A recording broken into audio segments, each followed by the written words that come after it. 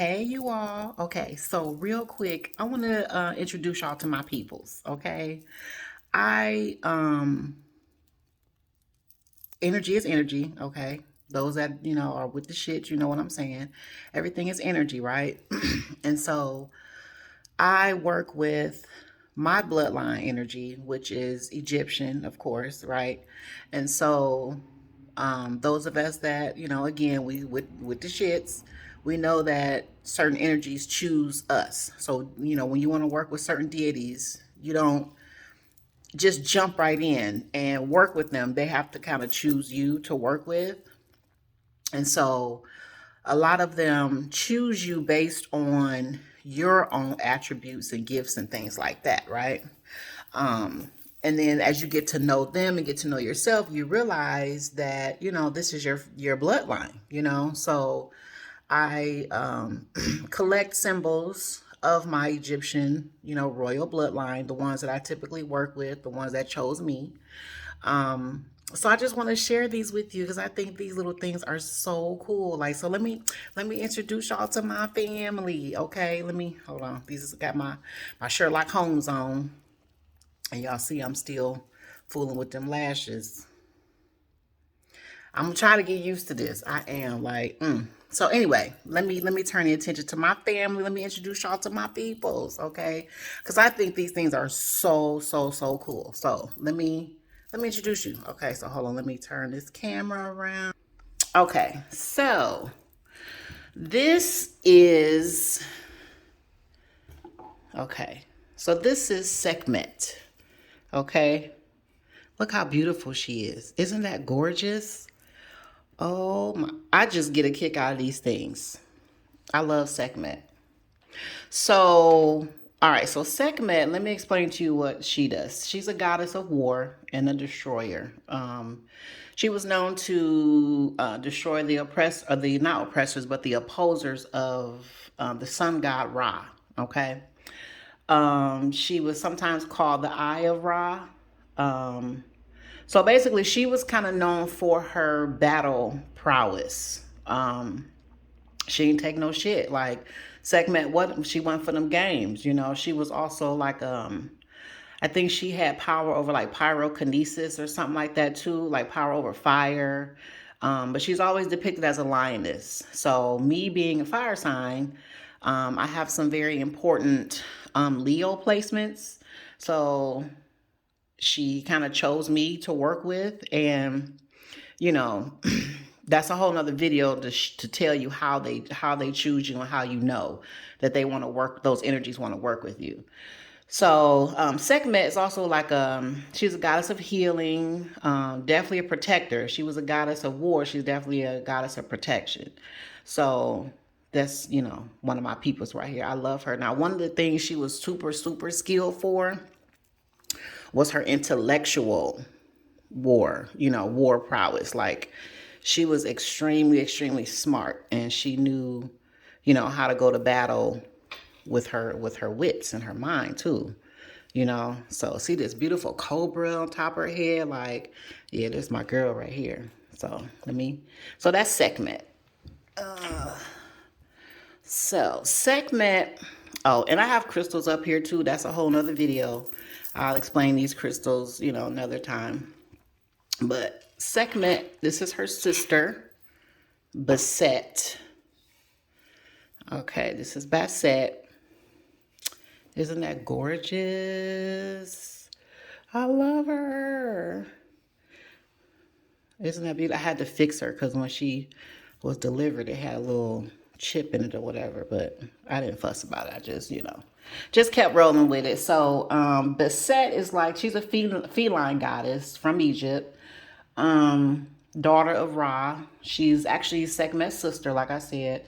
She is the goddess of the home, domesticity, like domestic life, the secrets of women and seduction, like your feminine nature. She's a goddess of like childbirth, pregnancy, being a wife, being a mother, things like that. And so, like the female sexual prowess as well. But the line of work that I do, I work every day with women and children. And so her wisdom definitely helps, in that line of work. She's also the protector of diseases that are targeted towards women and children as well. So Bastet is the bomb. I love her.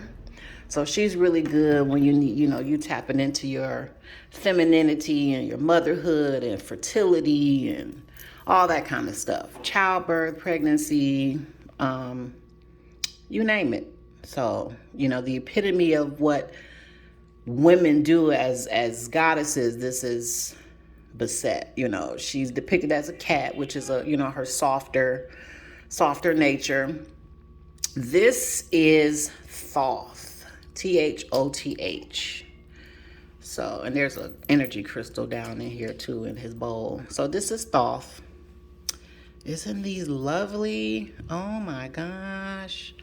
I love these. So Thoth was the god of writing. He invented writing in Egypt, and languages and things like that. He was like an advisor to the gods. He was a scribe, a scholar, god of like higher learning, higher understanding, things like that. So me being, a writer, I have knowledge of spiritual teaching, things like that, I guess, Thoth wanted to work with me to help me develop those, those gifts and things like that. So I love books. I love to write. I love to read. I love words, so I love different cultures.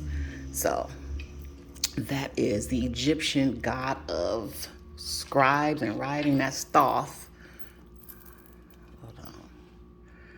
So, this is one of my favorites. There goes my baby. Okay, so this is Anubis. I actually have two Anubis. So this was my first Anubis. And so this was my first Anubis. Look at him. He ain't nothing to play with, is he? And so this was the first one I got. But when I saw this other one, when I saw this one, oh, I lost it. Look at this. Look how cold this is. Cold. This is the coldest. And these scales, they move. See how they move? This is the coldest. So Anubis is the god of the underworld. And you see how this is in the shape of an ankh, right? So he's the god of the underworld. He's the caretaker of the dead, judger of lost souls and the helpless. So basically he was the god that judged the souls. When they die, it was his job to decide the weight of your heart. How are you going to spend your afterlife days? Are you going to be in misery, or are you going to be, in a heavenly state? And so he would take the heart of the dead and put it in the scale, and this is a heart inside of here. You see that? So this is a heart. It should be and this is a feather inside of here. So the heart should be equal to the feather or lighter than the feather. But if the heart weighed down heavy, then that means that you will spend your afterlife in misery because your heart was too heavy. So the goal is to make sure your heart stays light as a feather, pretty much. Those that have hearts that are light as a feather are very, nobody's perfect. Some people, we do bad things sometimes, but at the very core of your soul and your being, you don't intentionally try to cause harm to people, places, or things. You don't let your heart be weighed down with, jealousy, envy, violence, stuff like that. So the goal is to make sure your heart is as light as a feather. And if not, then you have to deal with Anubis, who is the final judge.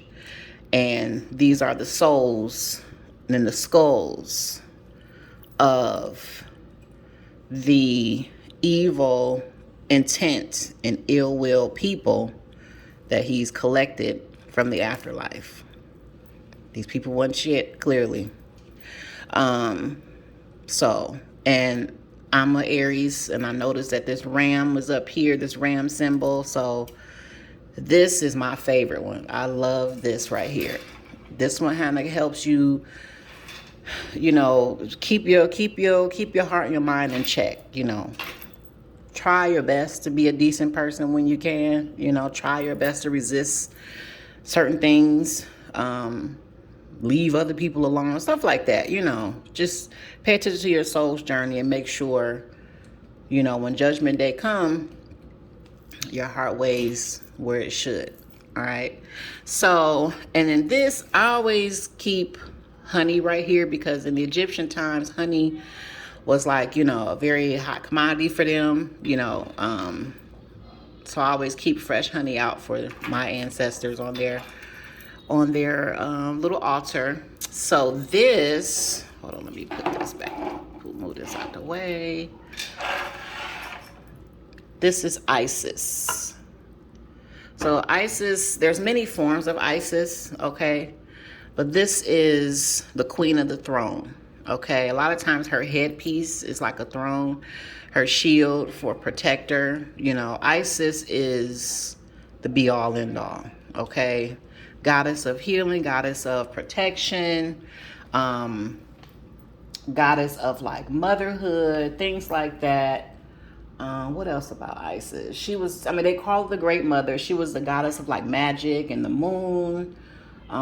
So Isis also, I remember, is her Greek name, but her real name was Aset. Okay, so, but in Greek they changed, it's Isis, but it was originally in Egypt, her name was Aset, A-S-E-T. So she's the queen of the throne. She's the wife and the sister of Osiris, mother of Horus, Jesus. That's another video. But she was the goddess of life, just life itself, life in general, you know, guardian, protector, you know. This is beautiful. Isn't she awesome? Yeah, and Isis wasn't nothing to play with either. She ain't nothing to play with. She still isn't. This one is Ma'at, and it's M-A-A-T. Okay, so look how beautiful she is. Look at this. Some of these features are not African American enough to me because these were Egyptians, but whatever. Y'all know what that's all about. So this is goddess Ma'at. So I definitely work very closely with Ma'at. Some people say Ma'at, but it's Ma'at. She is the goddess of truth, justice, divine order, harmony, and cosmic balance, compassion, reciprocity. She's the guardian of mothers. You know, if you are a mother, and I've played mother to many people, not just my own children, but she is the be-all, end-all, especially when it comes to truth, what's true, what's not, justice, order, divine order, cosmic order, you know, keeping things in life balanced, you know. So that's, you know, this is, if I go into Ma'at too much, I'll probably bust out in tears. So I love her. And these, I'll do a video later on these crystals. Each of these crystals means something. There's a reason why each one of them is where they are and for what reason. So I have another one down here. Ouch. Shoot. With my picture of my granny. So this is a little different from the Egyptian pantheon right here. So this here is Lucifer. This is the state of Lucifer before he became the fallen angel. This is his state prior to the so-called fall, when he was still the morning star. That's a whole nother segment, a whole nother video that I would have to do at another time, because then I would have to go into explaining why and how is it that Jesus and Lucifer are the same person. So we're not talking about that right now. So anyway, that's my family. Them is my peoples. Anubis, Maat, Isis. And that's Anubis again. This is kind of how it looks when you're in the underworld with him. Thoth. And you got Basset and Sekhmet. Aren't those lovely? Oh my gosh. Like sometimes I just sit in my living room and I just sit with everybody, and just sit with the energies, it's beautiful. So, all right, that's all. I just wanted to share that with you. Thanks for joining me. Bye.